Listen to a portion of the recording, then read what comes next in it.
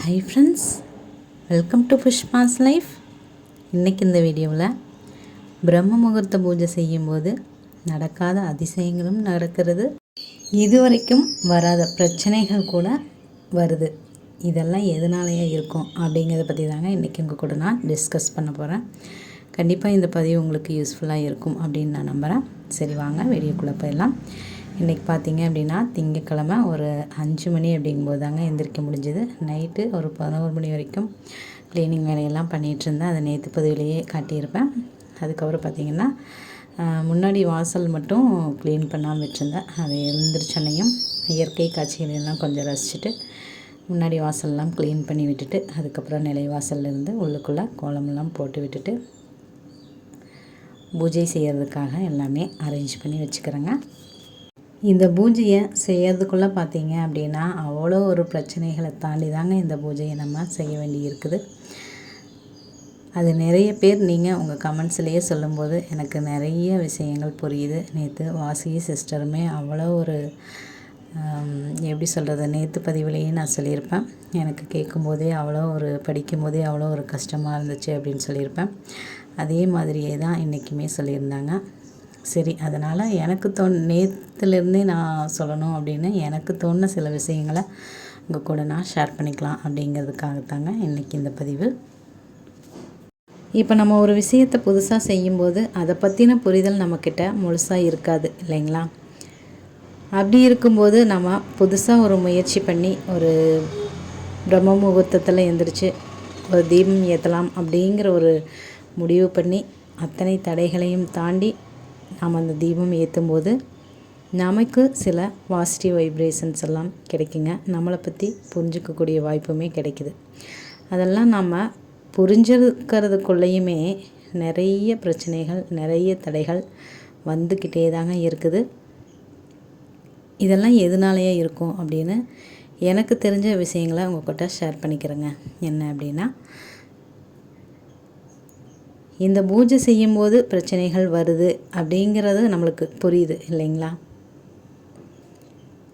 அப்போது இந்த மாதிரி பிரச்சனைகளையெல்லாம் நாம் இப்போது புதுசாக சந்திக்கிறோம் அப்படின்னு தானே அர்த்தம்.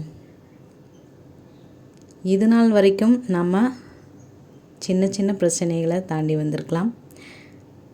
இப்போ அதைவிட பெரிய பிரச்சனைகளை சந்திச்சிட்டு இருக்கலாம். அப்போ ஒரு விஷயத்தை நம்ம புரிஞ்சுக்கணுங்க. என்ன அப்படின்னா, நடக்காத பிரச்சனைகளும் விஷயங்களும் நம்மளுக்கு இதுவரைக்கும் நடக்காத பிரச்சனைகளும் சூழ்நிலைகளும் நமக்கு அமையுது அப்படின்னா கண்டிப்பாக கடவுள் நம்மளுக்கு நல்ல விஷயத்துக்காக நல்ல ஒரு அதிசயத்தை நிகழ்த்துறதுக்காகத்தான், நம்மளோட மனசை வலிமைப்படுத்துறதுக்காகவும் அப்படின்னும் கூட எடுத்துக்கலாங்க.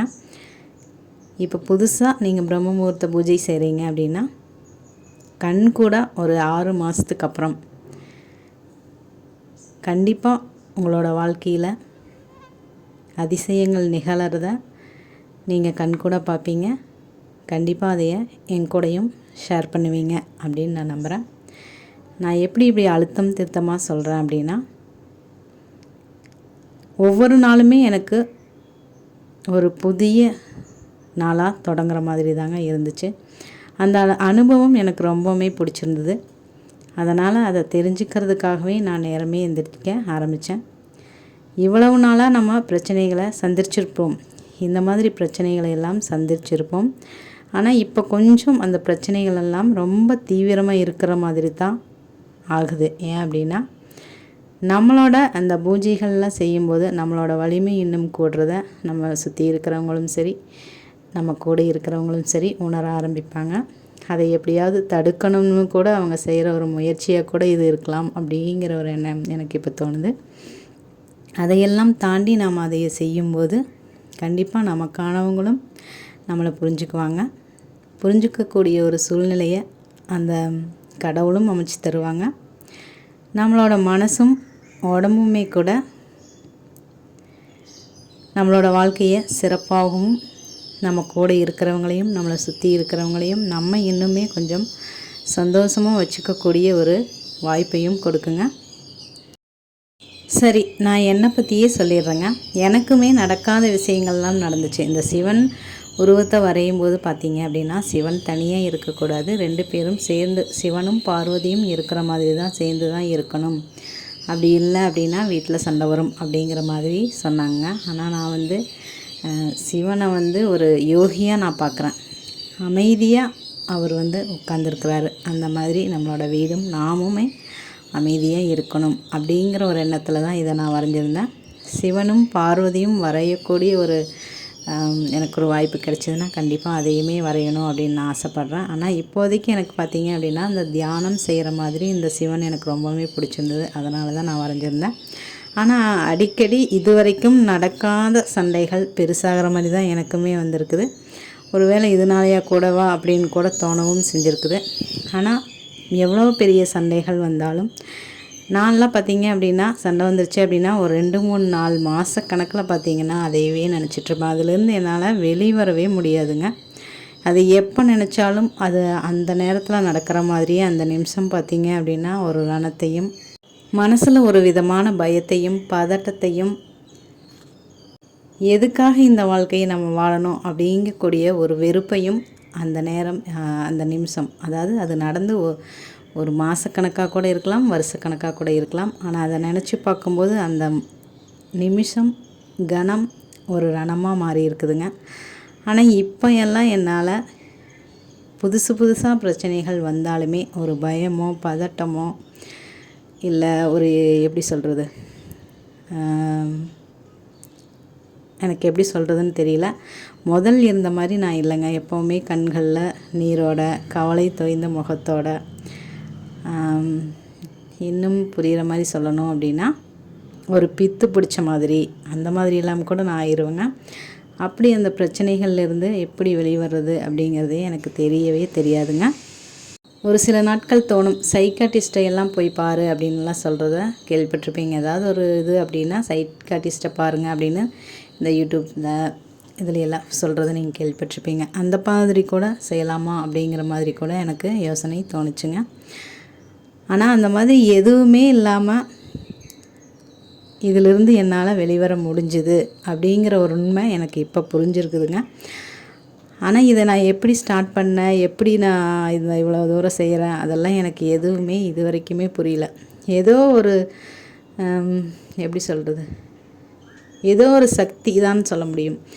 ஏதோ ஒரு சக்தி என்னை இழுத்து இது வரைக்குமே கொண்டு வந்திருக்குதுங்க.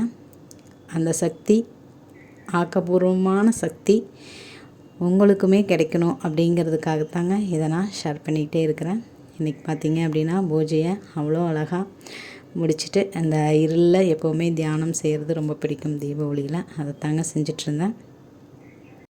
இந்த மாதிரி பிரச்சனைகள்லாம் வரும்போது ஒரு பித்து பிடிச்ச மாதிரியோ ஒரு பயத்தோடையோ பதட்டத்தோடையோ இருக்கும்போது அதை பார்த்து ரசிச்சவங்க தாங்க ஏராளம்.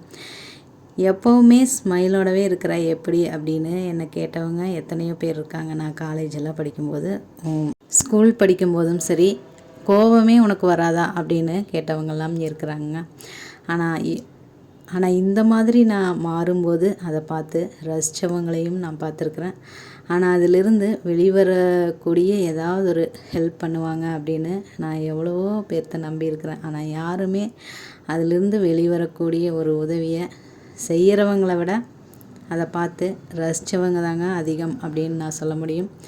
ஆனால் இப்படிப்பட்ட ஒரு அழகான ஒரு வாய்ப்பு இருக்கிறது தெரியாமல், எப்படி எனக்கு இவ்வளோ நாள் தெரியாமல் போச்சு அப்படிங்கிறது எனக்கு தெரியல. நான் வளர்ந்த விதமாக இருக்கலாம், நான் வளர்ந்த சூழ்நிலைகளாக இருக்கலாம். ஆனால் என்றைக்குமே நான் இதை என்றைக்குமே மிஸ் பண்ண மாட்டேன். என் பையனுக்கும் பொண்ணுக்கும் சரி, இல்லை நான் பார்க்குற யாராக இருந்தாலும் சரி, இந்த வாய்ப்பை எல்லா மனிதர்களுக்கும் எல்லா உயிர்களுக்கும் சொல்லணும் அப்படிங்கிறது தாங்க என்னோட எண்ணம். அதுக்கு நான் முதல் தயாராக இருக்கணும் இல்லைங்களா? அதனால தான் நான் இதை வந்து தொடர்ந்து செஞ்சிட்ருக்கிறேங்க. இதில் தொடர்ந்து கிடைக்கக்கூடிய அதிசயங்களையும் விஷயங்களும் கண்டிப்பாக தினம் உங்களோட நான் ஷேர் பண்ணிக்குவேன். நீங்களும் என் கூட ஷேர் பண்ணிக்கணும், இந்த மாதிரி பூஜையெல்லாம் செய்யணும் அப்படின்னு விரும்புனீங்கன்னா கண்டிப்பாக நீங்களும் என் கூட ஷேர் பண்ணிக்கோங்க. இன்றைக்கி பார்த்திங்கன்னா வீடியோ அவ்வளோதாங்க. நான் சொல்ல வந்ததை சொல்லிட்டேன் அப்படின்னு நினைக்கிறேன். மீண்டும் ஒரு நல்ல பயனுள்ள பதிவுடன் உங்களை சந்திக்கிறேன். அதுவரை உங்களிடமிருந்து விடைபெறுவது நான் உங்களுடைய அன்புள்ள தோழி புஷ்பா. இந்த வாழ்க்கை நமக்கும் நம்மளை சுற்றி இருக்கிறவங்களுக்கும் மகிழ்ச்சியவே தரட்டுங்க. தேங்க்ஸ் ஃபார் வாட்சிங் ஃப்ரெண்ட்ஸ்.